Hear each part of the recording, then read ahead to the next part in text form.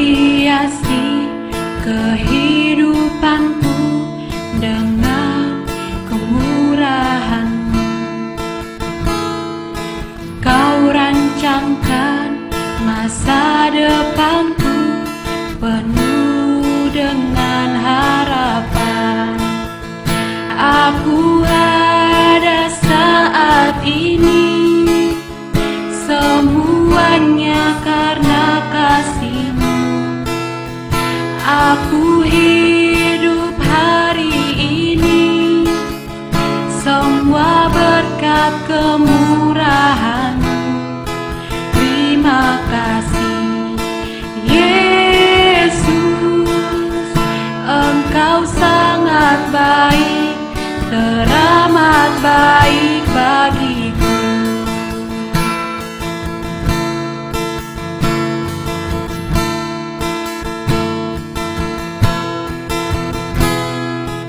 Kau hiasi kehidupanku dengan kemurahan-Mu. Kau rancangkan masa depanku penuh dengan harapan.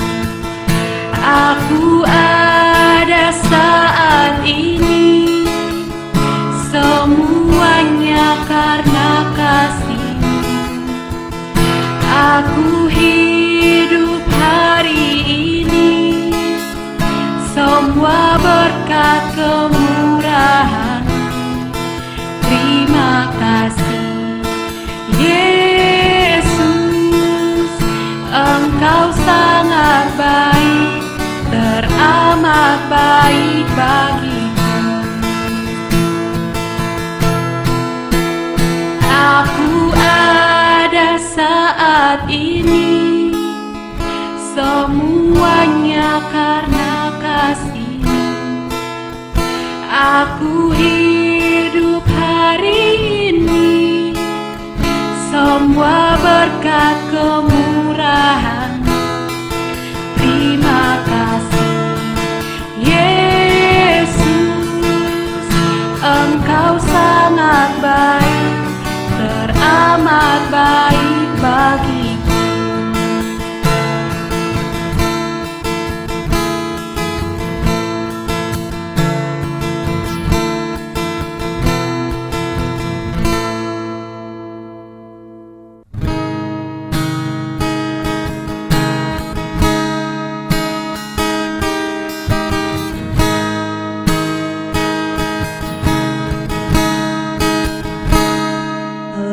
You, Lord,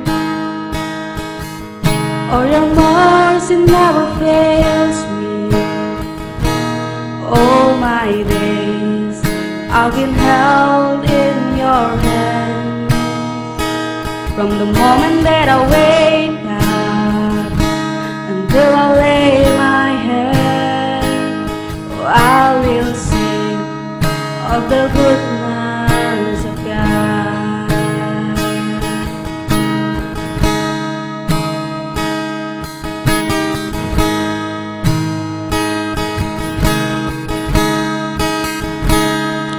Love you, Lord, oh, your mercy never fails me. All my days I've been held in your hands. From the moment that I wake up until I lay my head, so I will sing of the goodness of God. All my life you have been faithful. All my life you have been so, so good. With every breath that I am able, oh, I will sing of the goodness of God.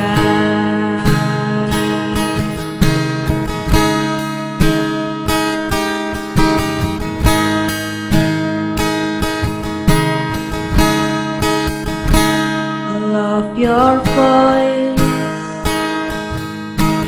have led me through the fire and the darkest nights.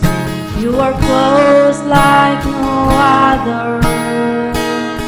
I've known you as a father, I've known you as a friend.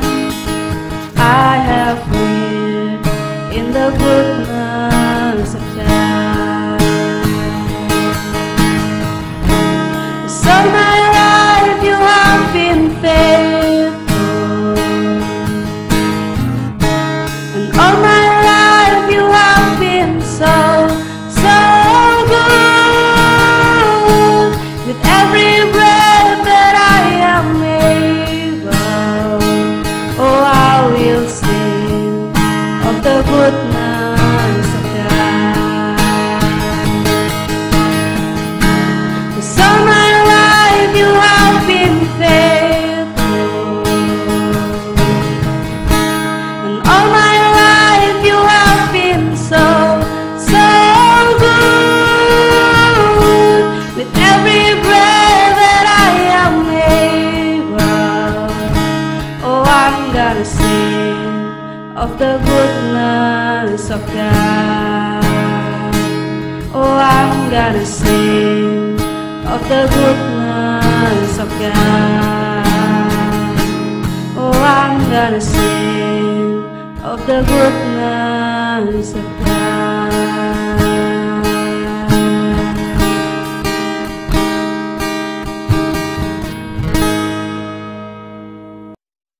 Shalom saudara-saudara, kembali kita akan belajar bagian firman Tuhan bersama untuk ibadah Shine Fellowship. Dan kali ini kita akan melihat dari kitab Kisah Para Rasul, kembali melanjutkan pembahasan di dalam kitab Kisah Para Rasul. Kita akan melihat kali ini dari pasal yang ke-7, mulai dari ayat yang pertama hingga ayat yang ke-36. Kita akan melihat beberapa bagian awal dari khotbah Stefanus. Dan sebagai latar belakang dari apa yang akan kita bahas kali ini, kita sudah lihat minggu lalu pembahasan mengenai bagaimana 7 orang diaken itu dipilih dan ada Stefanus di sana. Kemudian bagian terakhir dari pasal yang ke-6 kita melihat bagaimana Stefanus mulai melakukan pekerjaan pelayanan yang luar biasa, memberitakan Injil, dan dia mendapat pertentangan dari kelompok orang Yahudi di mana mereka yang datang dari kelompok Libertini. Dan singkat cerita, akhirnya Stefanus diperhadapkan di hadapan mahkamah agama dan persidangan itu dimulai. Kita akan melihat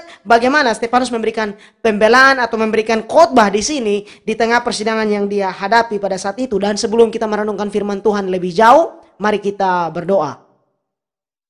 Bapa dalam kerajaan surga, kami bersyukur untuk penyertaan dan kasih-Mu. Kami akan merenungkan firman Tuhan, kami akan belajar kebenaran firman-Mu. Kami berdoa Roh Kudus menolong mengurapi setiap kami, untuk kami boleh mengerti apa yang menjadi kehendak Tuhan. Bantu kami dalam setiap penerapan yang kami belajar dari kebenaran firman Tuhan. Allah berikan kami kekuatan untuk kami boleh hidup di dalam ketaatan. Bantu kami Tuhan Yesus, di dalam nama Tuhan Yesus kami berdoa. Amin. Saudara, kita akan melihat dari pasal yang ke-7 kitab Kisah Para Rasul, ayat yang pertama hingga ayat yang ke-36. Kembali sebagai latar belakang apa yang akan kita lihat minggu ini, bahwa saat diperhadapkan kepada para pemimpin agama pada saat itu, Stefanus memberikan khotbah yang sangat menarik di pasal yang ke-7 ini.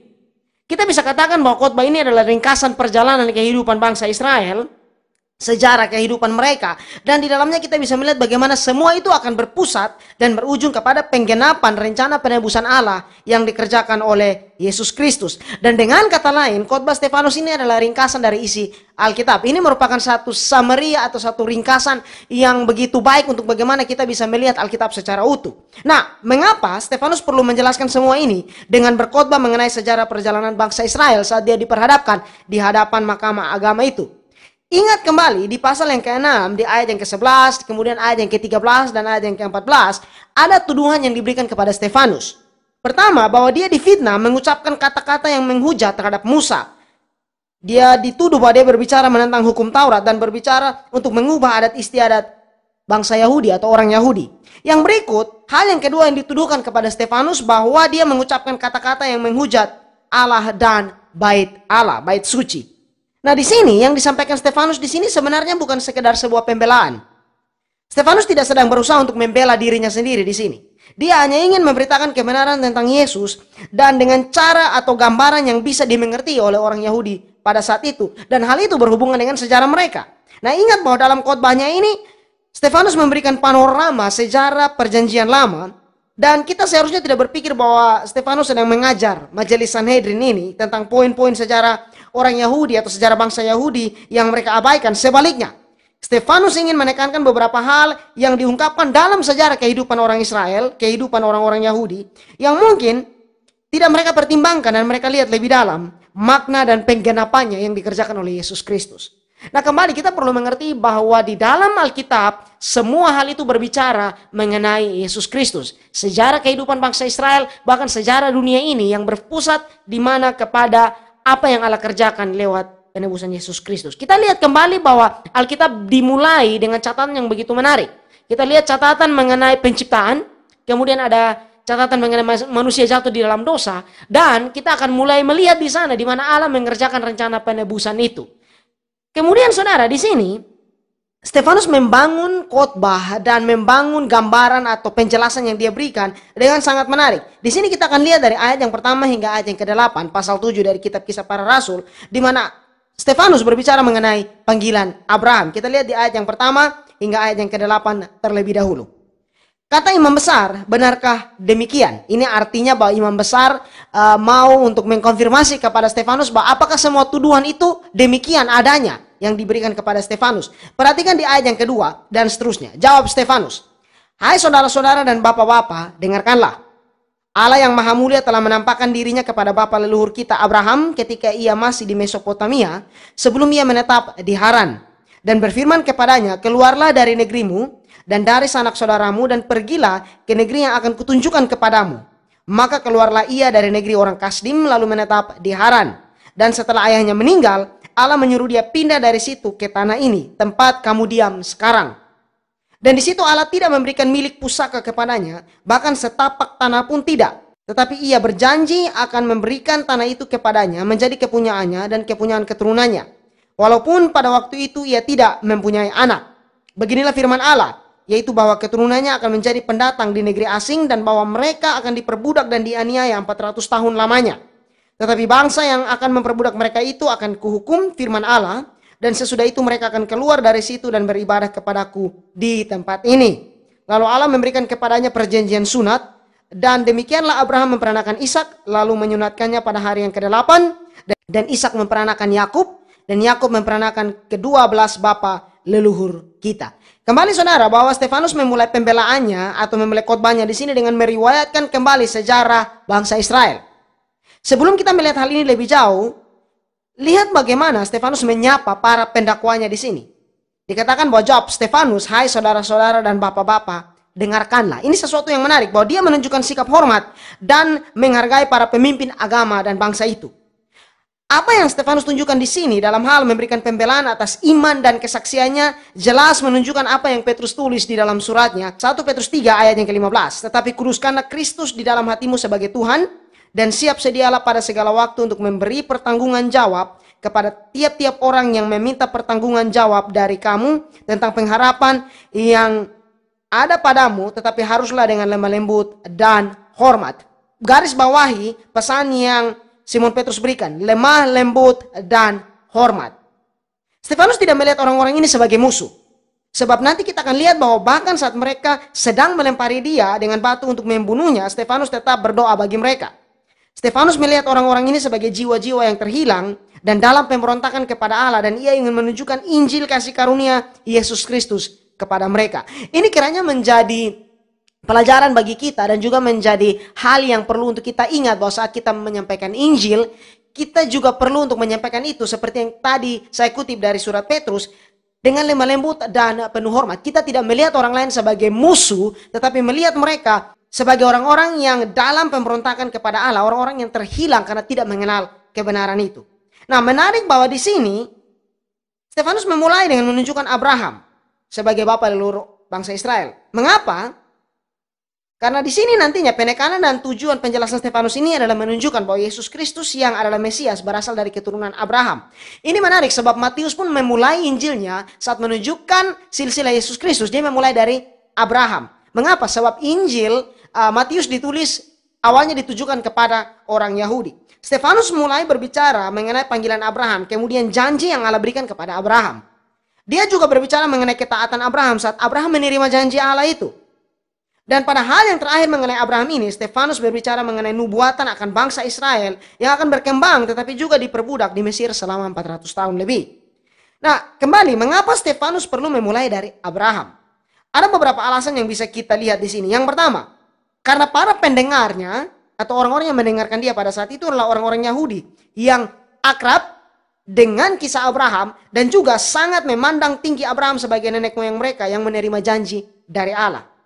Yang kedua, Stefanus ingin menunjukkan nanti bahwa Yesuslah Mesias yang dijanjikan itu, yang mana Mesias itu lahir dari keturunan Abraham. Dan yang ketiga, bandingkan dengan bagaimana seperti tadi sudah saya katakan, Matius memulai Injilnya. Bahwa dia berbicara mengenai silsilah Tuhan Yesus, dan Matius memulai dengan Abraham. Mengingat bahwa kembali penerima Injil dari Matius adalah orang-orang Yahudi. Sehingga Stefanus memulai dengan sesuatu yang begitu akrab di telinga mereka. Nah, ada satu hal penting yang perlu kita lihat dalam pemaparan Stefanus mengenai Abraham ini. Lihat kembali di ayat yang kelima. Dikatakan bahwa, dan di situ Allah tidak memberikan milik pusaka kepadanya, bahkan setapak tanah pun tidak, tetapi ia berjanji akan memberikan tanah itu kepadanya menjadi kepunyaannya dan kepunyaan keturunannya, walaupun pada waktu itu ia tidak mempunyai anak. Nah, ini berbicara mengenai iman dan pengharapan dari Abraham. Abraham menunjukkan apa yang Paulus sampaikan dalam 2 Korintus 5 ayat 7. Sebab kami ini hidup karena percaya, bukan karena melihat. Abraham belum melihat penggenapan dari janji yang Allah berikan kepadanya, tetapi dia percaya kepada janji Allah itu. Jika kita membaca secara rinci perjalanan kehidupan Abraham, kita akan bisa melihat bahwa ketika Abraham pergi dari Mesopotamia lalu ke Haran dan kemudian ke Kanaan, Allah menyertainya sepanjang waktu.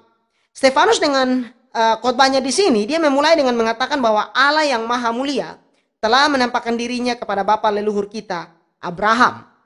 Stefanus ingin menjelaskan bahwa Allah menampakkan diri kepada Abraham dan membimbing Abraham dan memberkati Abraham dalam perjalanan dan pengembaraannya itu.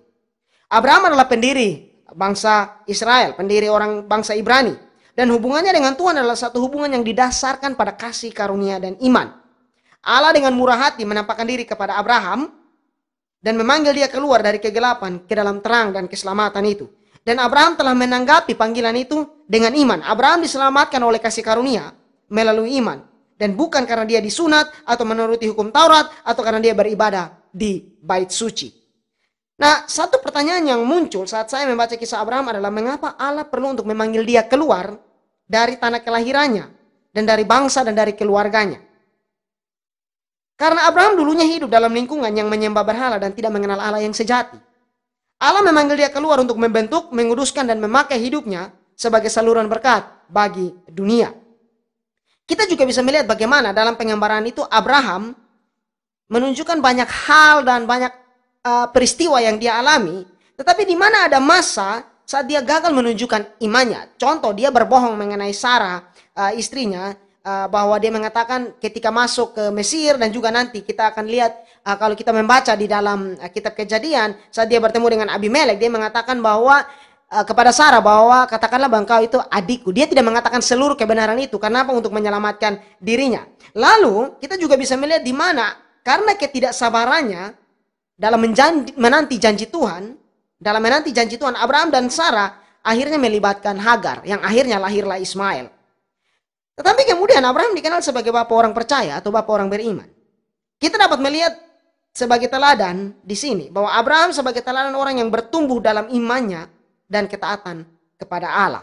Bahwa Abraham tidak mendapatkan iman itu atau menunjukkan imannya itu secara ajaib dan tiba-tiba dalam waktu yang singkat secara instan, tetapi itu adalah proses yang dia jalani di dalam kehidupannya. Dan Allah mau untuk membentuk di dalam hidup dan diri kita iman kepada dia di dalam setiap musim hidup kita, peristiwa, pergumulan dan hal-hal yang kita hadapi di dalam kehidupan kita. Untuk apa? Agar kita bergantung kepada dia, percaya kepada penyertaannya dan mengenal dia secara pribadi.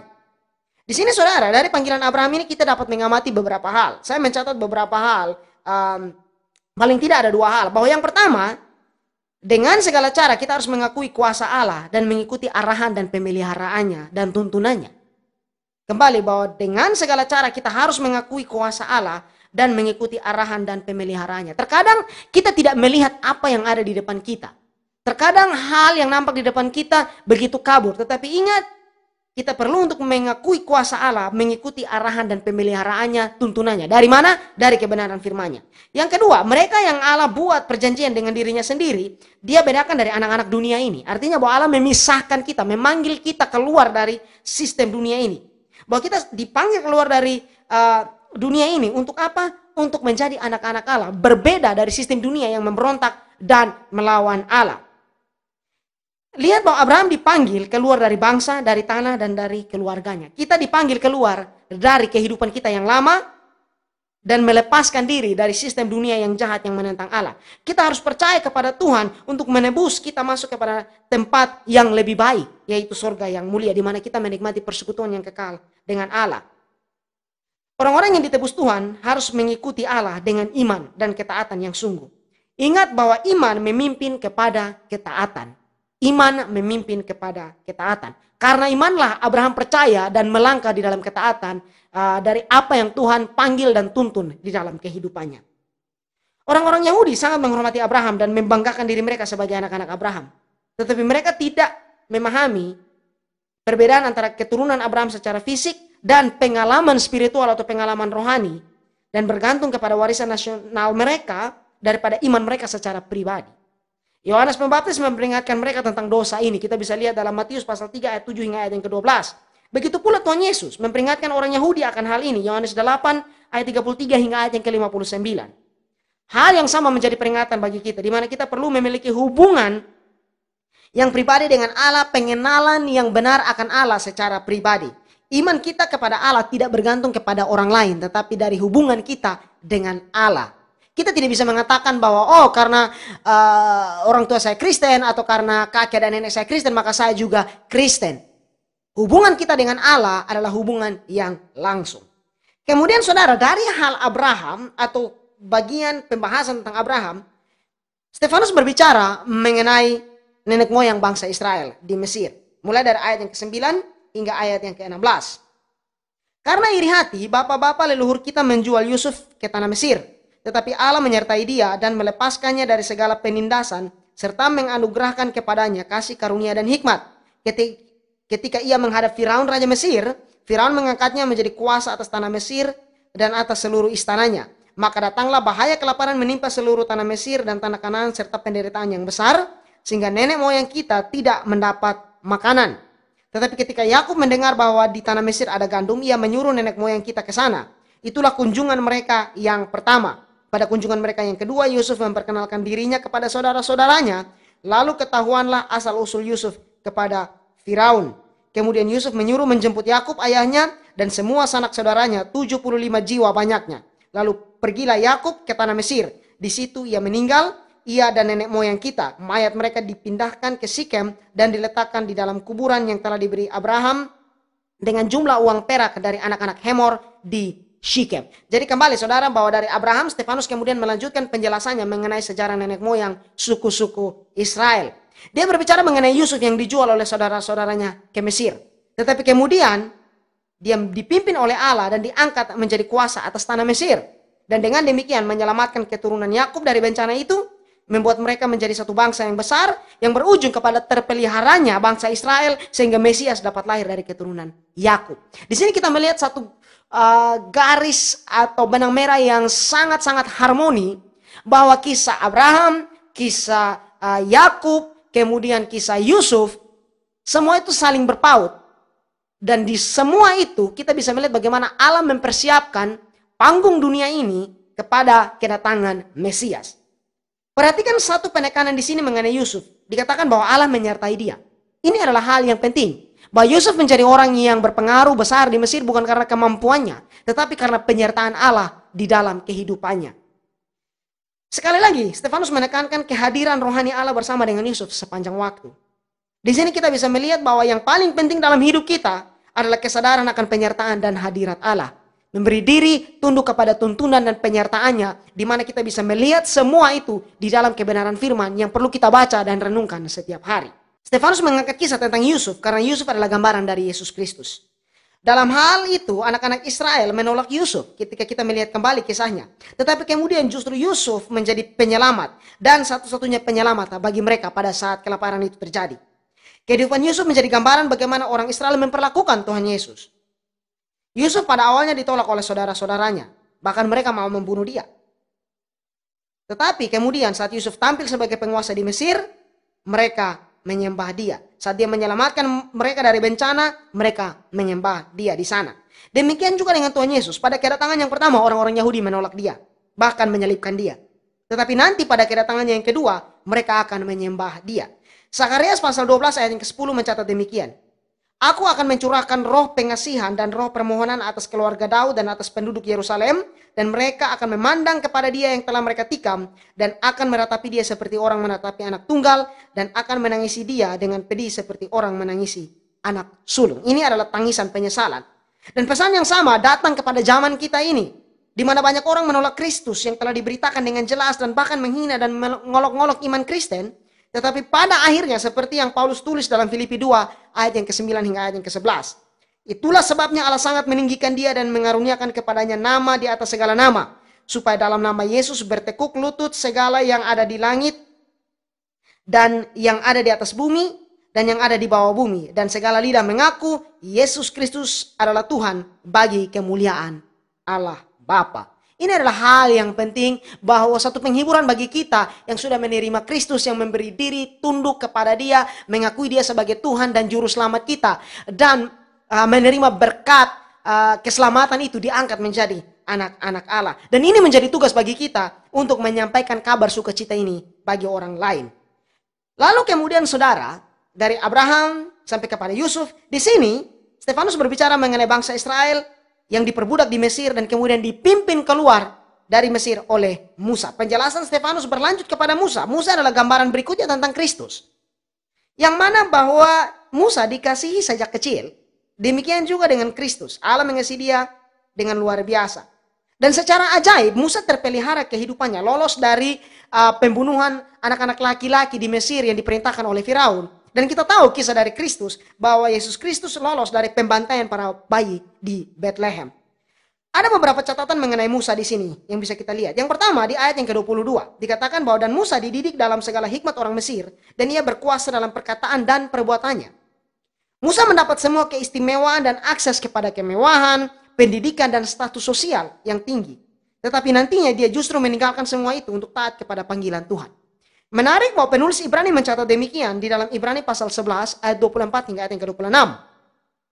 Karena iman maka Musa setelah dewasa menolak disebut anak putri Firaun, karena ia lebih suka menderita sengsara dengan umat Allah daripada untuk sementara menikmati kesenangan dari dosa.